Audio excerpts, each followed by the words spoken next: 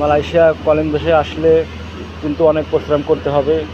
যারা মালয়েশিয়াতে কনস্ট্রাকশনে কলিং দেশে আসবেন তারা কিন্তু কষ্ট স্বীকার করে কাজ করতে হবে, সেভাবে আসবেন। এই যে দেখুন, সারাদিন রোদের ভিতরে কাজ করছে বাংলাদেশের রাজমিস্ত্রি কাজ, ইট বালু সিমেন্ট রড সিমেন্ট অন্য যে কাঠের কাজগুলো আছে সব কিন্তু করা লাগে।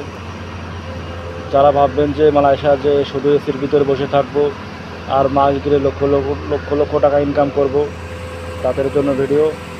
যারা মালয়েশিয়া আসবেন অবশ্যই কষ্ট স্বীকার করে অনেক পরিশ্রম করতে হবে, সেই মন মানসিকতা নিয়ে আসবেন। মালয়েশিয়া কনস্ট্রাকশন সাইটের কাজ দেখুন।